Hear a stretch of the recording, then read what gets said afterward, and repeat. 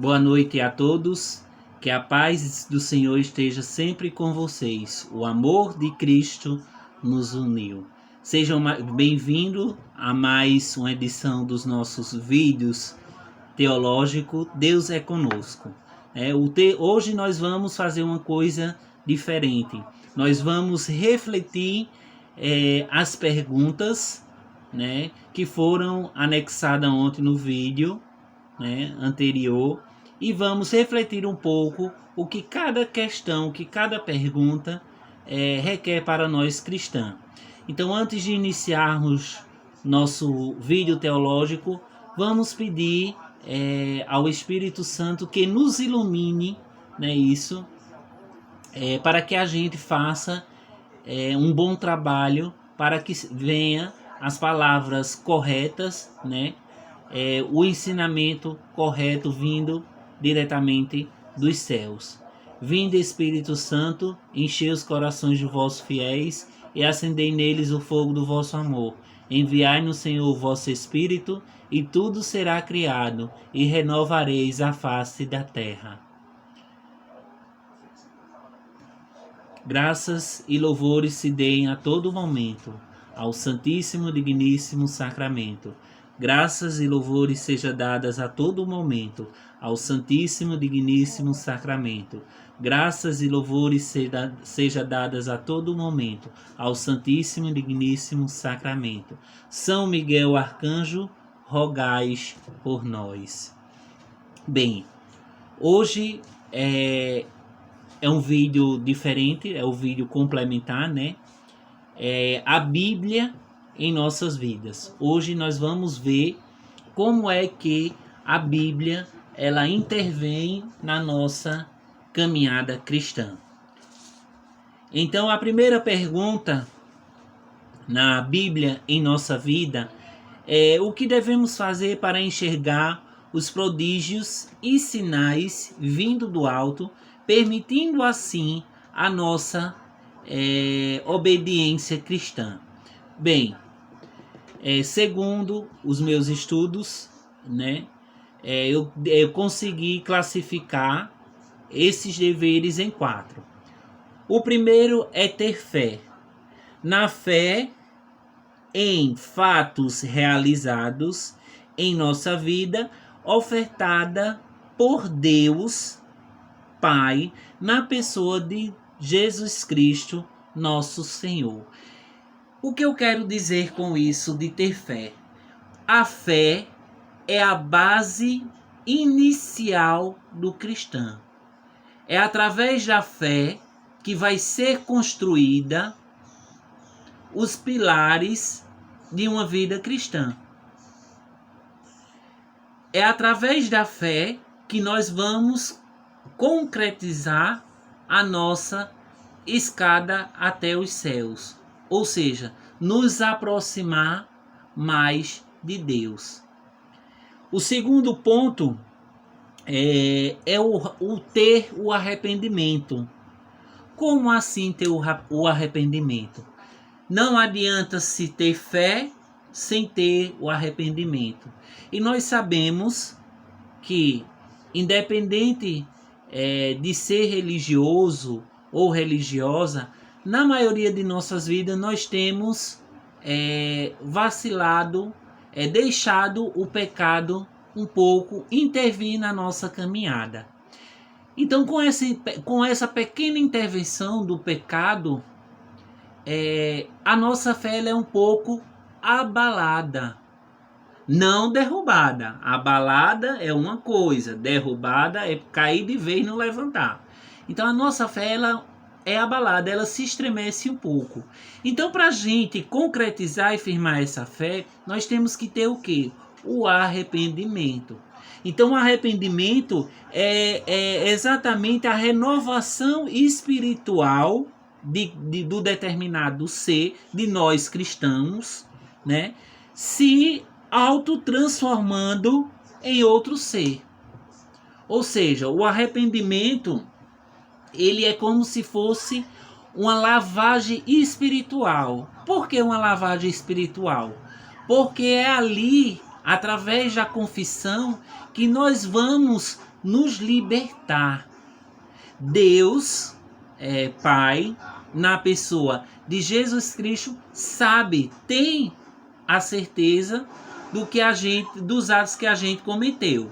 Mas ele requer do cristão que a gente possa ter o ato da confissão, o ato de confessar o que nós cometemos de errado. Então veja só, para não confundir.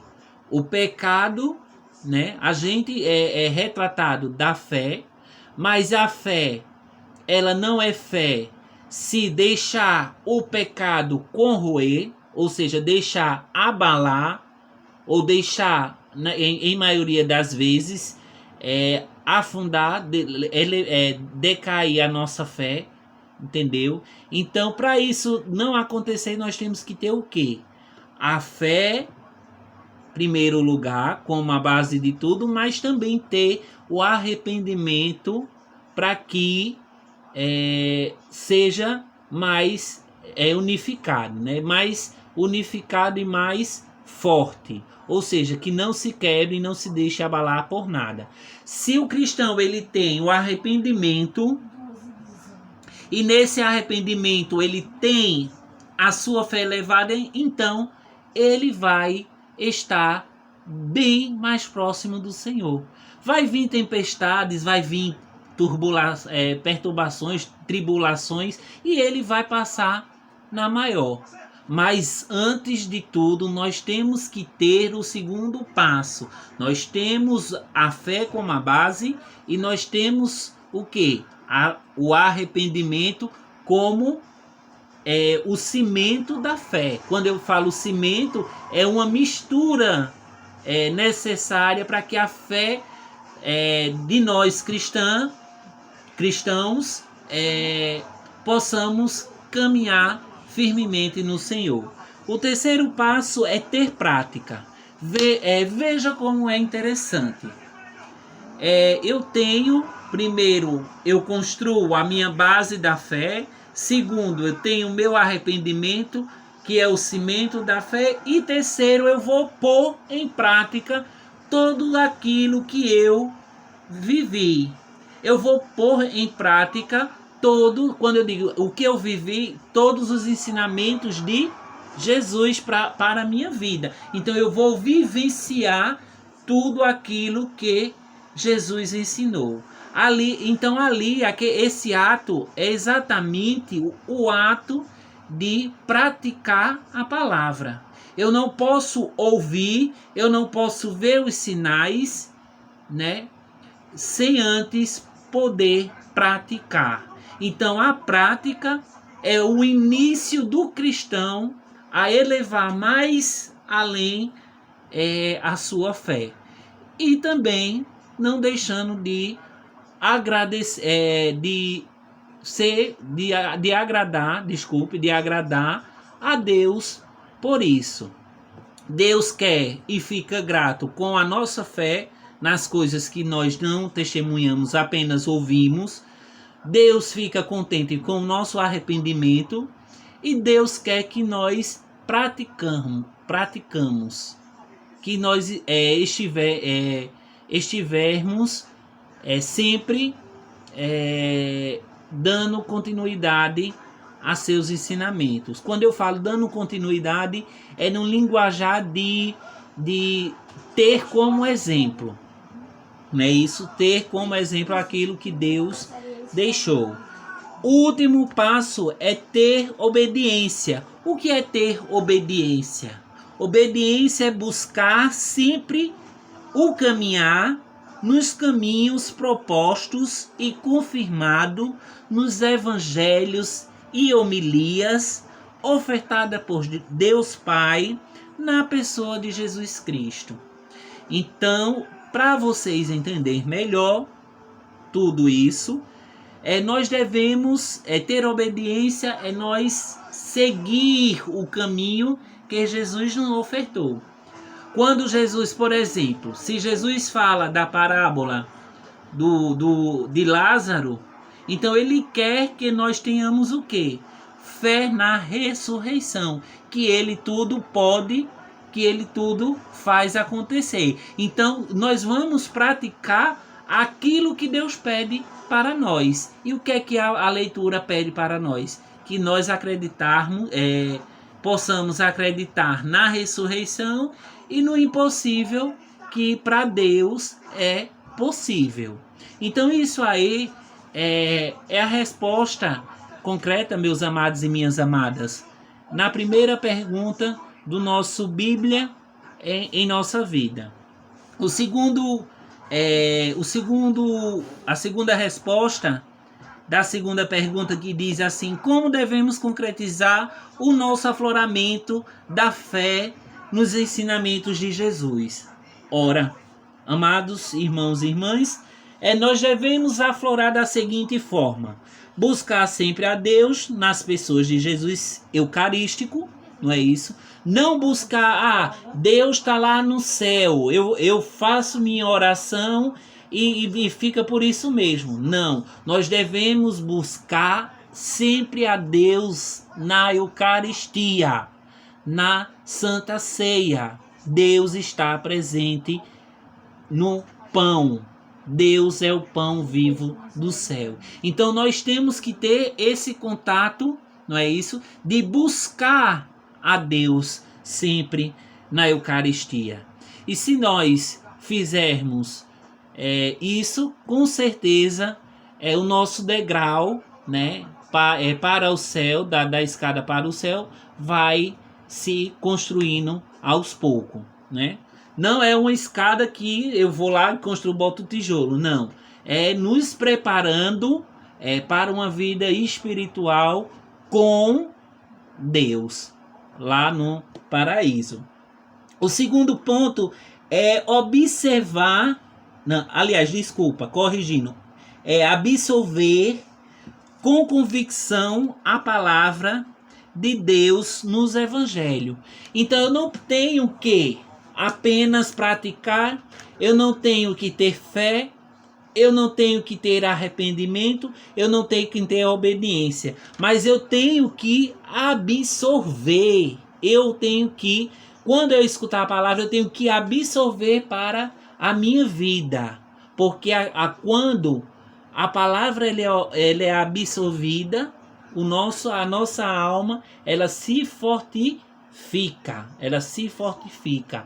A palavra do Senhor é o alimento para nossa alma, né? Isso ela nos alivia das tensões da vida. Assim também como Jesus Eucarístico é o alimento necessário para para a nossa vida humana, não é isso? É onde nós vamos ficar sustentos e ligados mais próximos a Deus. Então cada coisa tem sua divina ligação em relação entre Deus e o homem, não é isso? De absorver a palavra, que também é uma forma de alimentar, como eu falei, a alma, e aproximar mais o cristão de Deus.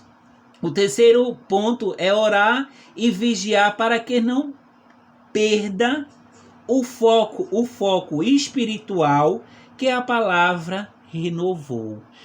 Então nós devemos primeiro buscar as coisas do alto, nós temos que absorver as coisas que vêm do alto, e em terceiro nós devemos entrar em oração e vigiar.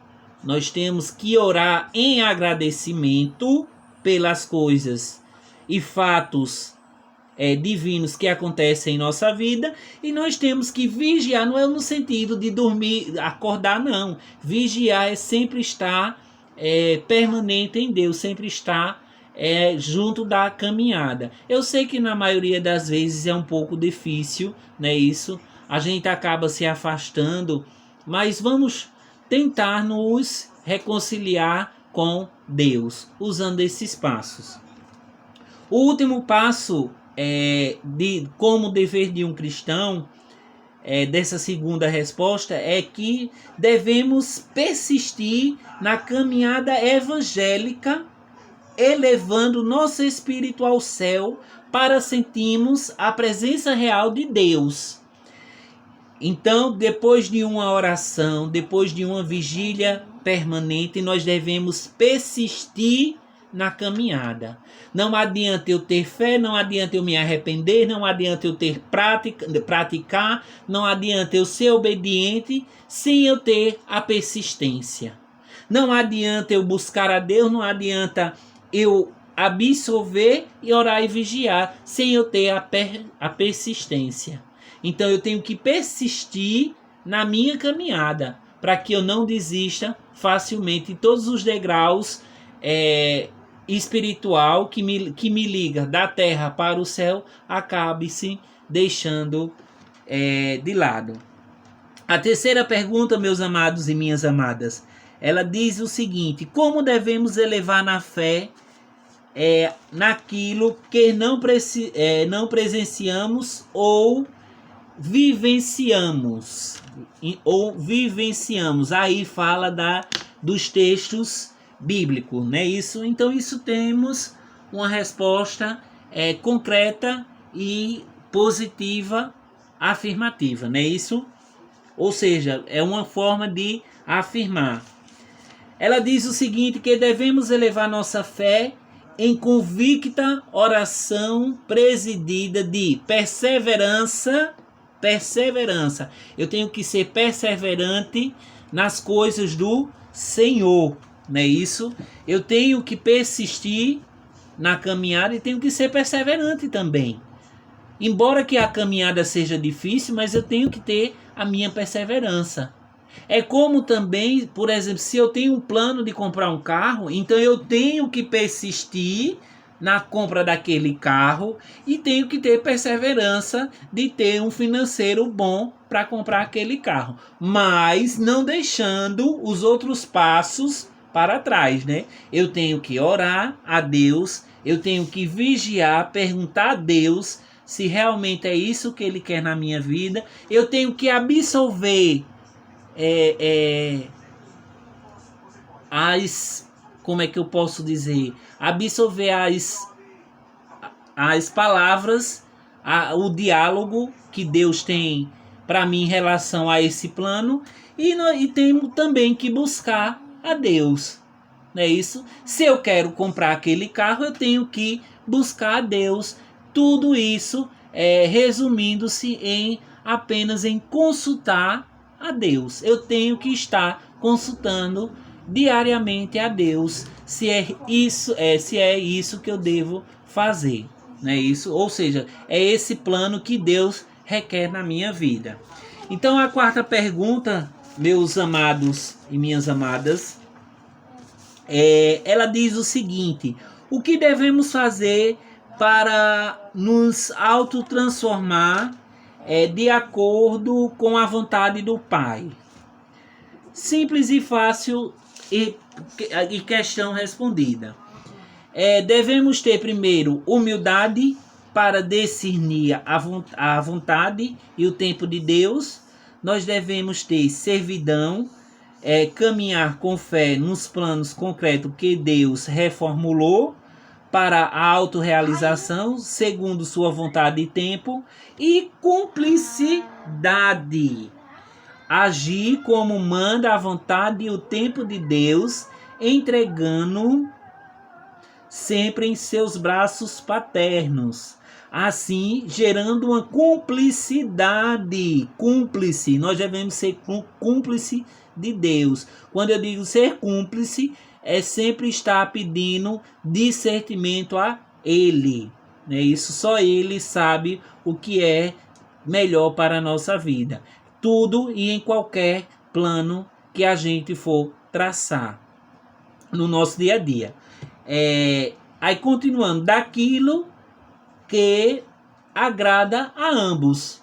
Então, para mim, harmonizar todo esse sentido, eu tenho que ser humilde, eu tenho que despertar a humildade, eu tenho que saber servir, né?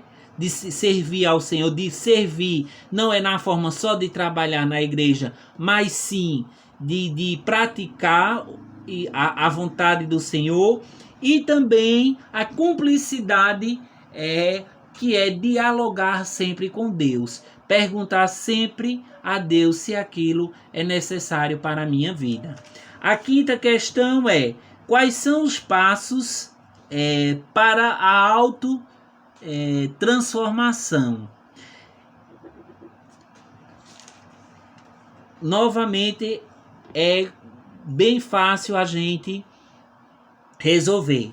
Os passos para a transformação são a entrega, né, cujo é saber que o pecado que é pecado e que precisa da mão socorrista do Senhor em vida constante. A entrega, ela é exatamente quando a gente dialoga com Deus, quando a gente se abre com Deus. Então, o primeiro passo para se autotransformar, um pecador para um cristão verdadeiro, é fazer sua auto-entrega. Você se doar a Deus. Se doar quer dizer o ato de você desabafar-se com Deus, não é isso? Criar uma intimidade com Deus. O segundo é o arrependimento, que é tão falado, né? Cujo é a nossa confissão íntima, direta com o Senhor Jesus Cristo, nosso remissor, além do ato do compromisso de não tentar mais pecar. Então vem a entrega, que é também uma forma de coragem, não é isso? De chegar diante do Senhor e falar todos os nossos atos que não agradaram a Deus, e também o nosso arrependimento de corpo e alma. A sexta pergunta, ela diz o seguinte: quais são os passos para libertarmos do pecado, permitindo assim a nossa renovação espiritual? Os passos são buscar constante no Senhor, entrega convicta em oração e vigília, e arrependimento concreto, exercendo sempre a perfeita confissão entre o ser humano e Deus Pai Criador. Para resumir melhor, a gente deve buscar a Deus constante, não é só naquele momento, mas sim constantemente, ter a nossa entrega, a nossa doação, não é isso? Se entregar, se for necessário chorar, se for necessário gritar, entendeu? Se for necessário desabafar, no geral, resumindo, desabafar com o Senhor. Orar e vigiar para que isso não aconteça mais. A sétima questão é como devemos nos harmonizar com as coisas do céu. Como devemos nos harmonizar com as coisas do céu? Aí eu digo o seguinte: segundo os estudiosos, a harmonia é a essência positiva entre o reino do céu e da terra, ou seja, entre o ser humano e Deus, pois devemos nos aproximar sem medo de Jesus Cristo, mesmo sendo pecador, pois Jesus requer aquele que está perdido e não vai desistir até resgatá-lo e redimi-lo do pecado que corrói sua alma, renovando seu espírito. Então é exatamente isso o que nós devemos fazer para harmonizar, né? Harmonizar a nossa vivência com Deus, né? Isso, que a harmonia, ela é a essência positiva entre o homem e Deus, né? Isso, Deus não quer perder o homem para o pecado. O que Deus quer é sempre ali, tá sempre persistindo, né? Isso, sempre lá junto do homem, até que o homem compreenda os seus propósitos e volte para os seus braços, assim se libertando do pecado. Isso, eu não posso fazer as duas coisas. Eu não posso viver em harmonia com Deus vivendo uma vida de pecado. Então eu tenho que me libertar do pecado para me arrepender, buscar a Deus, fazer minha entrega a Deus para que eu possa viver nessa harmonia.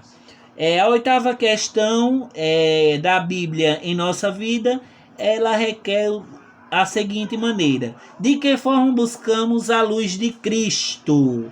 A luz de... Como buscamos? Buscamos a luz de Cristo através dos nossos atos benevolentes perante a nossa vida cristã, não se permitindo cair no pecado que agrava a Deus. Nós devemos sempre estar em forma benevolente com Deus, em ação benéfica com Deus, e não deixar com que aquele mesmo pecado que nos fez sofrer volte para as nossas vidas cristãs, assim agravando a segunda vez a Deus. A nona questão, a penúltima questão, ela diz assim: quais são os passos para buscarmos a salvação geral? Bem, um pouco ligeiro para não ficar cansativo, mas tendo a concretização da pergunta e a resposta. Os passos são: seguir os propósitos de Deus em nossa vida terrena. Nós devemos seguir tudo o que Deus nos impor. Se Deus disser, você vai morar no Japão porque lá eu preciso de você para evangelizar, eu tenho que seguir esse propósito. É a vontade do Senhor, não a minha vontade. O segundo ponto é persistir sempre na fé, entrando em convicta oração e vigília. É como eu falei nas questões anteriores. Aceitar os planos propostos por Deus e prosseguir gradualmente, ou seja, ser grato pelos planos propostos a Deus. Nunca reclamar o porquê Deus está fazendo aquilo na nossa vida, né? Ou seja, está realizando aquele ato na nossa vida. Às vezes a gente quer um pouco que Deus resolva as coisas rápidas, mas não. É como eu falei anteriormente, tem o seu tempo e a sua vontade. Nós trabalhamos em cima da vontade e do tempo de Deus. A 10ª questão, ela diz o seguinte: o que devemos fazer para não desobedecermos a Deus e aos seus planos? Bem rápido: não permitir que o pecado entre novamente em nossas vidas, assim não desagradando a Deus e ao que Ele planejou para nós. Então, vamos eliminar de vez o pecado da nossa vida. Mas para a gente eliminar o pecado da nossa vida, nós temos que orar constantemente, nós temos que vigiar diariamente. O segundo ponto é ter uma caminhada constante, acolher suas vontades e tempos corretos, elevar a cada vez mais a nossa fé e passar por longe das coisas que nos leva ao pecado do corpo e da alma, desabravando as coisas do céu. Então aqui nos damos por encerrado. Foi resumido todos os questionamentos a qual fizemos. Eu espero que isso tenha ajudado vocês a refletir um pouco do texto anterior, e vamos pedir a Deus, né, que venham outros e outros para que a gente tenha uma boa caminhada na vida cristã. Que a paz do Senhor esteja sempre convosco. O amor de Cristo nos uniu. Estávamos reunidos em nome do Pai, do Filho e do Espírito Santo. Amém. Uma boa noite e que Maria Santíssima nos proteja de todos os males. Amém.